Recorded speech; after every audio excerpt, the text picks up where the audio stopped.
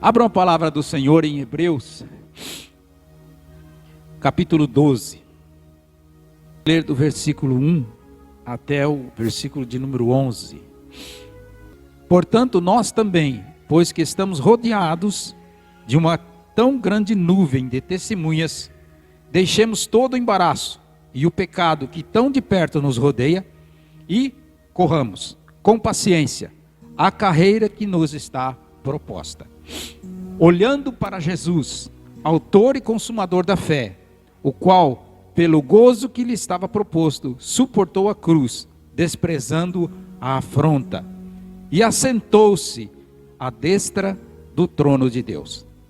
Considerai, pois, aquele que suportou tais contradições dos pecadores contra si mesmo, para que não enfraqueçais, desfalecendo em vossos ânimos.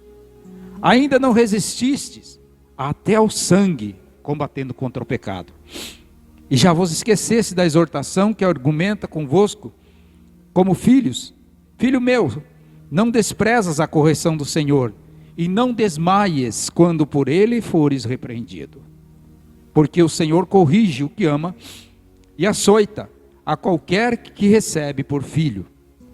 Se suportais a correção, Deus vos trata como filhos, porque que filho há a quem o pai não corrija? Mas se estáis sem disciplina, do qual todos são feitos participantes, sois então bastardos, e não filhos. Além do que tivemos nossos pais segundo a carne, para que nos corrigissem e nos reverenciamos, não nos sujeitaremos muito mais ao Pai dos Espíritos para vivermos? Porque aqueles, na verdade, por um pouco de tempo, nos corrigiam, como bem lhes parecia. Mas este, para nosso proveito, para sermos participantes da sua santidade.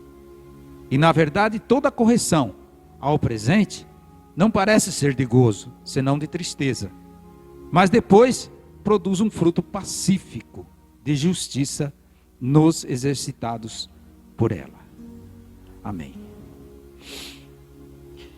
Eu fiz questão de ler o capítulo todo, mas eu vou me ater em apenas alguns versículos, não é? Nós não estamos sozinhos, largados, como dizem por aí, largados a Deus dará. Nós não estamos sozinhos, abandonados, soltos, por aí. Antes, nós estávamos perdidos, certo? Nós fomos achados por Jesus e em Jesus. Nós fomos encontrados por Ele. Ele nos amou primeiro. Antes de você pensar em amar a Jesus, antes de você pensar em amar a Deus, Ele te amou primeiro. Ele foi à cruz, não é? Ele morreu por mim, Ele morreu por você. E ressuscitou ao terceiro dia, por nós também, não é? Então, eu vejo lá em Gênesis, o propósito de Deus começando lá atrás já, quando está o Pai, Filho e Espírito Santo, e Deus faz o mundo, Deus cria todas as coisas, e depois Ele diz, façamos o homem, a nossa imagem e semelhança. Os três estavam ali, trocando ideias, por assim dizer. E então, papai fala assim, façamos o homem, a nossa imagem e semelhança. Essa imagem, com o tempo, ela foi perdendo o seu foco. O pecado entrou no mundo. Nós conhecemos bem a história. Eva deu ouvidos a Satanás e comeu do fruto que não era para comer. Deu ao seu esposo, não é? E aí é como entrou o pecado no mundo. E aí começou todo o problema da humanidade. A imagem e semelhança de Deus continuou dentro do homem. Mas agora, ele é retirado do paraíso. Ele é retirado do lugar de perfeição. E ele é colocado, então, num lugar imperfeito. Era para ser tudo perfeito. O sonho de Deus continua. E Ele continuou fazendo tudo o que foi necessário, o que é necessário para que nós sejamos santos, como Ele é santo. Para que o homem seja perfeito, como Ele é perfeito. Esse é o alvo que Deus quer atingir na minha vida e na sua. Fazer de nós semelhança dEle. E Ele não cansa e nem descansa, enquanto isto não acontecer. Mas, aqui o texto diz assim: pelo contrário, nós estamos rodeados de uma nuvem de testemunhas. E quando eu me deparei com esse texto, eu orei ao Senhor e disse: meu Deus, mas quem são essas nuvens de testemunhas? E o que são e para que são, para que servem? Qual o motivo da existência dessa nuvem de testemunhas ao qual nos rodeia? E eu entendi, por revelação do Espírito Santo, que esta nuvem de testemunha, elas não são uma nuvem de testemunha de acusação. Elas são anjos, miríades de anjos e pessoas que nós também podemos considerar anjos. Toda vez que a minha esposa me chama, eu falo: fala, meu anjo. Porque ela é meu anjo, que Deus colocou ao meu lado. Então nós estamos rodeados dessas pessoas, rodeados dessa nuvem de testemunha. E essa nuvem de testemunha, eu entendi que nada mais é do que uma grande torcida por você. É inumerável, é incontável o número de anjos e miríades de anjos e pessoas no mundo que Deus coloca para te amar, que Deus coloca para zelar de você, de mim, para nos cuidar, não para nos julgar, mas para nos ajudarmos a vencer, para estarmos conosco. Quando nós assistimos uma partida de futebol, e hoje eu assisti uma, e foi uma bagunça depois no final, mas enfim, esse é outro assunto. Esse é assunto para nós conversarmos na comunhão, em algum outro lugar. Mas ali tinha 45.635 pessoas, a maioria torcendo por um time só. E essa nuvem de testemunha é como essa torcida, que de repente você escuta no seu coraçãozinho, dizendo: vai, prossiga. Outro diz: não desista. Eu recebi, nesse tempo de vamos dizer assim, aflição, pouca aflição que eu passei, que não é nada comparável com o que o apóstolo Paulo passou, com o que os mártires da igreja de Jesus Cristo passaram, nem se compara, nem chega nas unhas daquilo que Jesus passou por nós. Mas nesse tempo em que eu passei, eu recebi uma palavra de uma pessoa que eu nunca esperava que ela iria me dizer isso. Um dos meus sobrinhos, ele me disse: tio, você é o cara de maior fé que eu conheço na face da terra. Então não diga uma coisa dessa. Foi alguma coisa que eu disse, e que essa partícula dessa miríade, dessa nuvem de testemunha, vem ao meu coração e fala essa palavra, e aquilo me levanta, aquilo me desperta, para dizer: Deus está comigo, Ele não me abandonou, e nunca vai me abandonar. Deus nunca abandonou você, Deus nunca abandonou Hiroshima. Quando alguém chega lá e visita aquele lugar e diz: onde estava Deus quando tudo isso aconteceu? A pergunta certa seria: onde estava o homem quando isso tudo aconteceu? Porque Deus estava ali, Deus está em todo lugar, Ele é onisciente, Ele é onipresente, e Ele está em todo o lugar. Agora,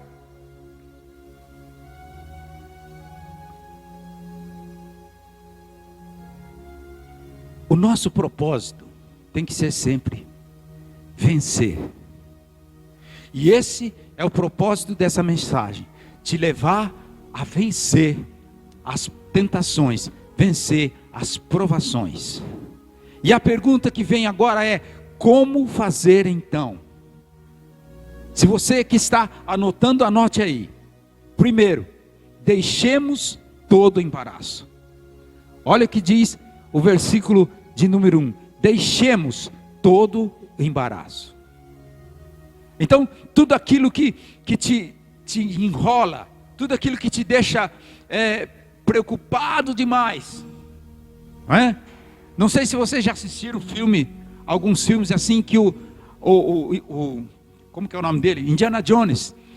Ele entra assim. Eu não sou viciado em filme não, sabe que esse aí eu acho que todo mundo assistiu.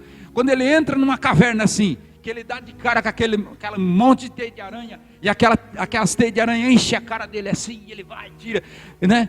Não sei se você já passou por isso. Você está entrando numa mata, você foi pescar, você foi caçar, ou coisa assim, e você se enfiou num monte de teia de aranha, e aquilo você não enxerga. Você não enxerga, mas ela te embaraça. O pecado é assim. Muitas vezes você não enxerga ele, mas ele te embaraça, ele te deixa todo enrolado, não é? Ele te deixa embaraçado, e não é aquele embaraçado em espanhol não, ok? Que a mulher quando está grávida, em espanhol fala embaraçada, né? Mas não é esse. Ele te deixa todo enrolado, e quando você menos espera, porque a gente pensa, a gente vê coisas assim, e a gente pensa que Satanás vai sempre aparecer como um bicho feio, um monstro enorme, né? Não é assim. Ele é sutil. Ele se disfarçará até de anjo de luz.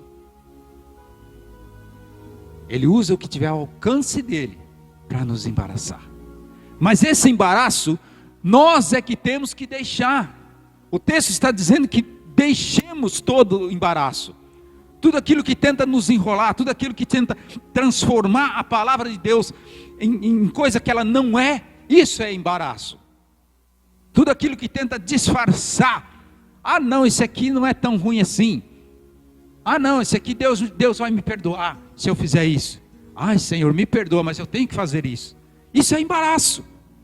Isso é mentira de Satanás. É ele te embaraçando com pequenas coisas que você acha que não vai dar nada.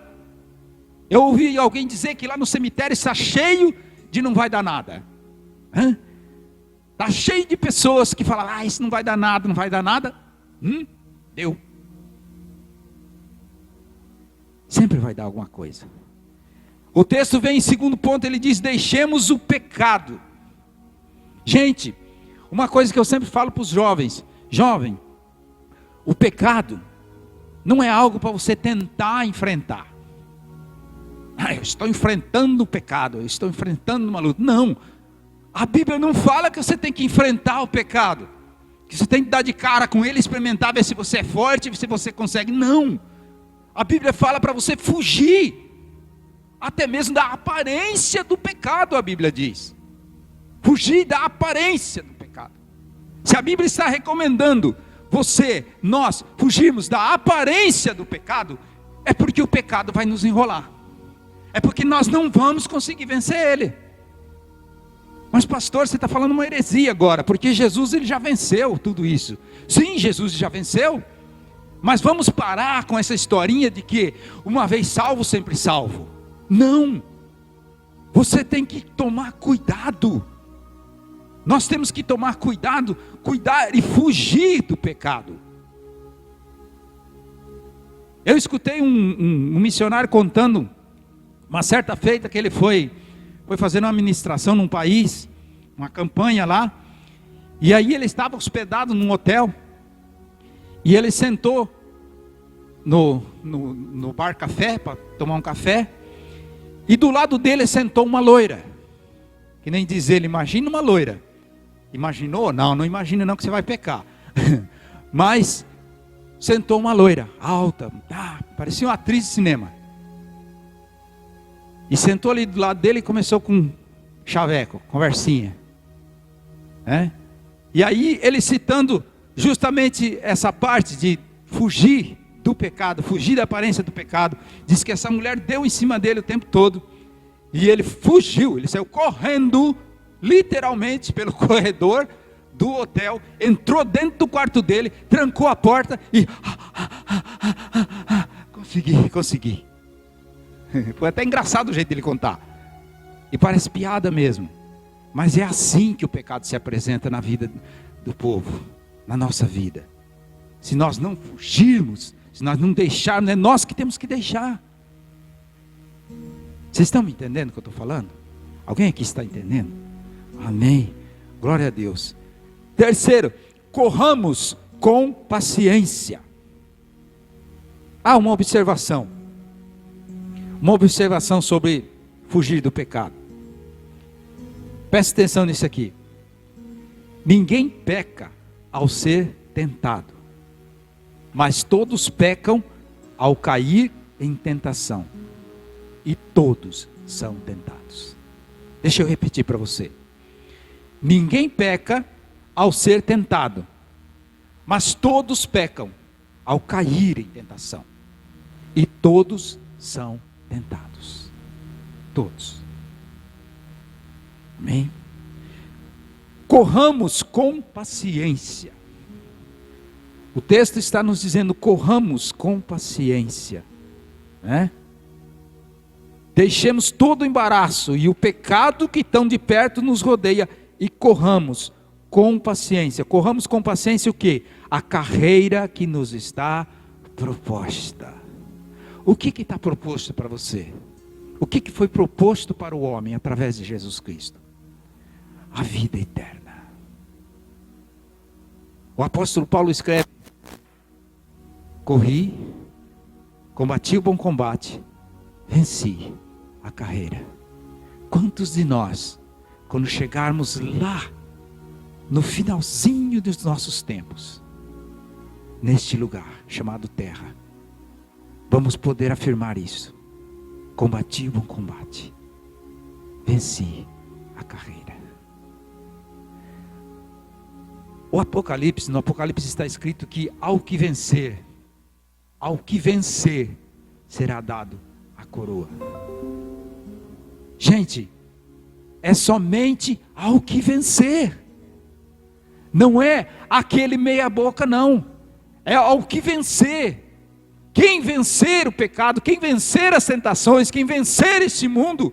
Aí você diz: mas Jesus já venceu por mim. Sim, Jesus venceu por você. Quando ele estava lá na cruz, que ele disse: está consumado, ele estava dizendo: eu já fiz a minha parte, eu já fiz o que me cabia fazer, eu já carreguei esta cruz com todo o pecado da humanidade, eu já carreguei com suas enfermidades no meu lombo, nas minhas chagas, porque foi previsto isso por Isaías 670 anos antes de Jesus nascer. Foi previsto que seria isso que ele faria, e todo mundo olharia para ele e menaria sua cabeça, chacoalharia sua cabeça, e não dava nada por ele, mas ele foi moído pelas nossas transgressões. Então quando ele diz está consumado, ele não estava dizendo acabou, eu perdi, não, ele estava dizendo eu fiz tudo o que eu podia fazer, agora é com você, agora sou eu e você que temos que correr a nossa carreira e vencer o pecado.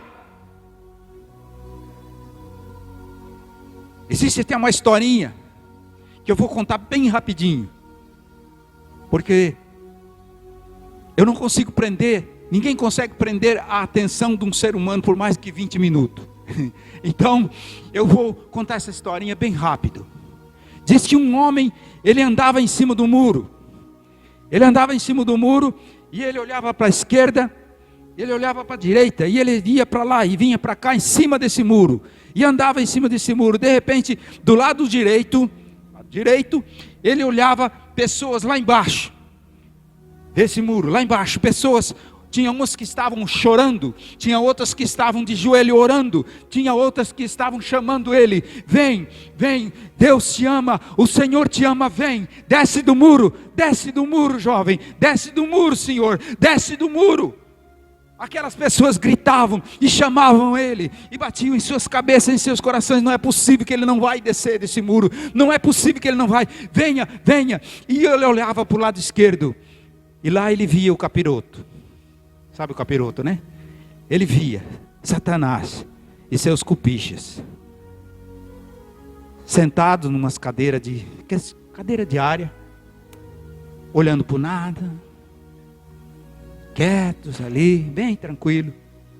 E ele olhava aquelas pessoas, e aquelas pessoas implorando para ele vir para o lado deles, implorando. E ele olhava para cá e não via nenhuma reação de Satanás e seus comparsas. Até que chegou ao ponto, ele ficou encucado com aquilo. Ele virou para o capiroto e disse assim: ei, vocês aí, não vão falar nada? Os outros aqui estão me chamando, e vocês? Não vão falar nada?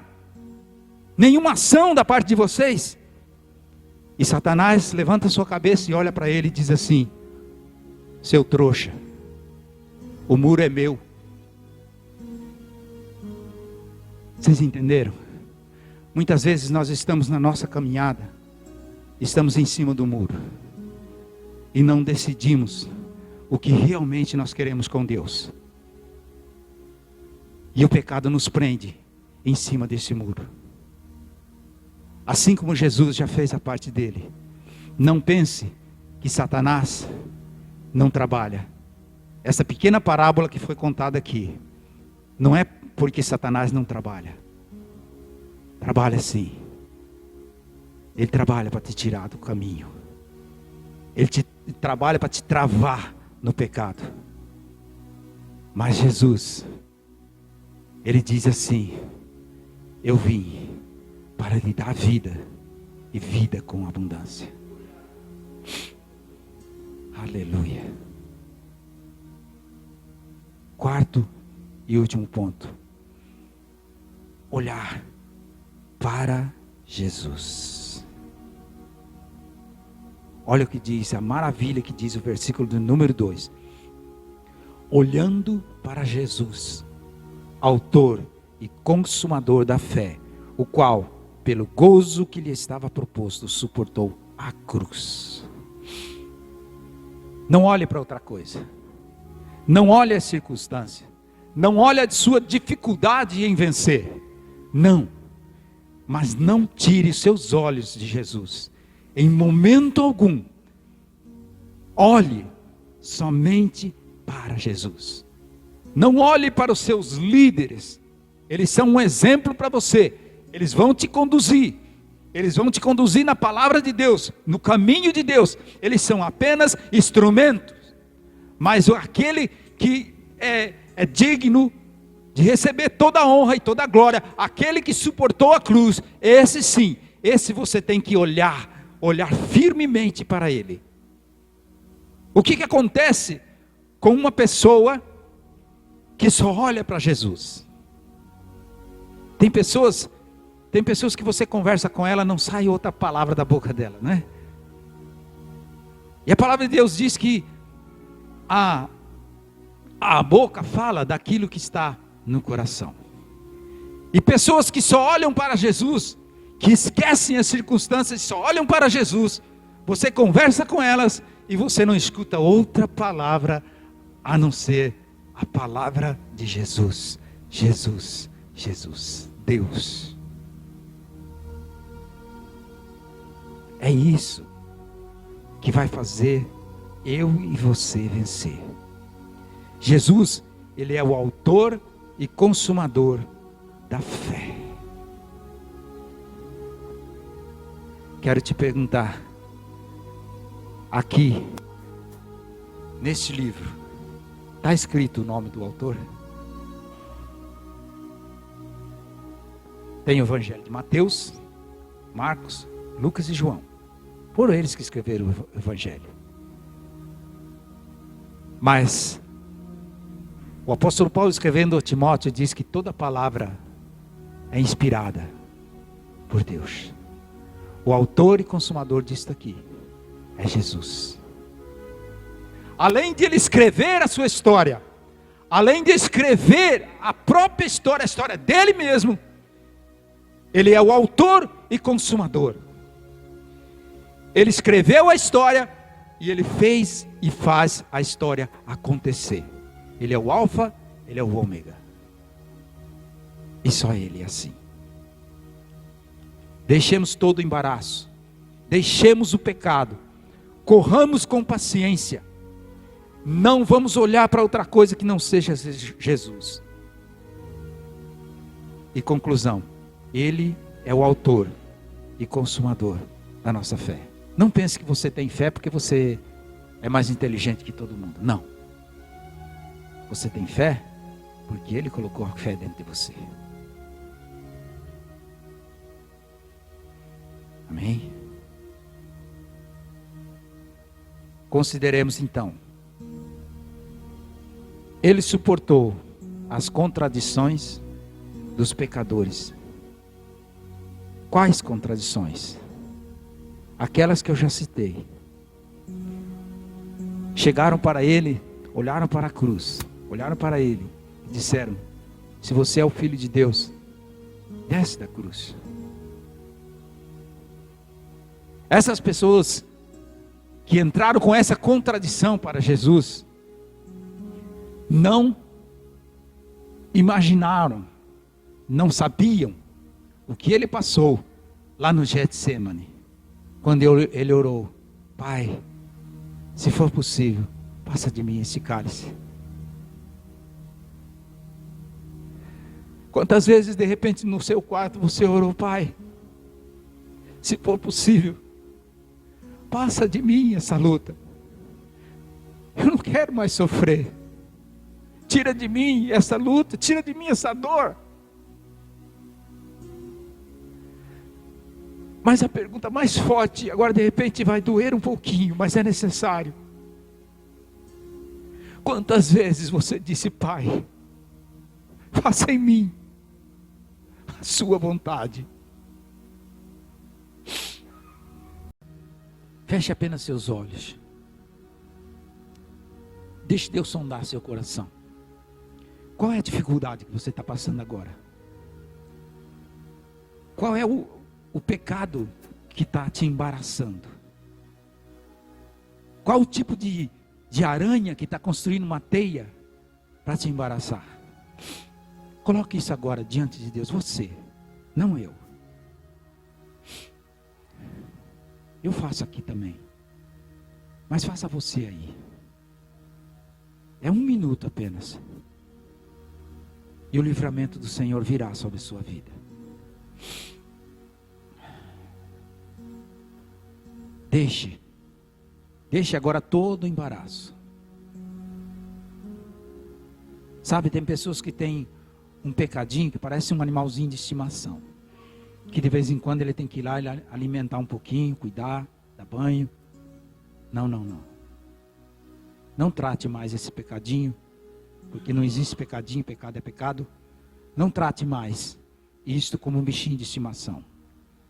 Deixe, lance fora, fuja, porque Deus quer muito mais de você. Senhor Deus e Pai, obrigado, Senhor, pela Tua palavra. Graças te damos porque o Senhor é poderoso, simplesmente maravilhoso. A sua benignidade dura para todos sempre.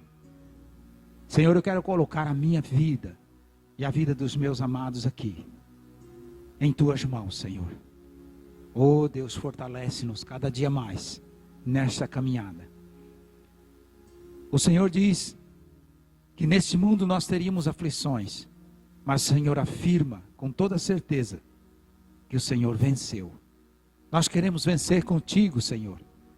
Por isso nós pedimos em nome do teu Filho amado Jesus, simplesmente nesta hora, fortalece-nos, ó Deus, que possamos lançar fora tudo aquilo que nos embaraça, para que, para a honra e glória do teu nome, Jesus, possamos correr a nossa carreira e vencer, em nome de Jesus. Amém. Amém. Eu passo a palavra à pastora Dilson. Uma salva de palmas a Jesus. Aleluia. Hermana, Deus vai fazer novidade em Venezuela. Ok? Deus vai fazer novidade. Deus vai fazer novidade na Venezuela. muito em breve, de pronto, Deus vai socorrer o seu povo naquele lugar. Amém?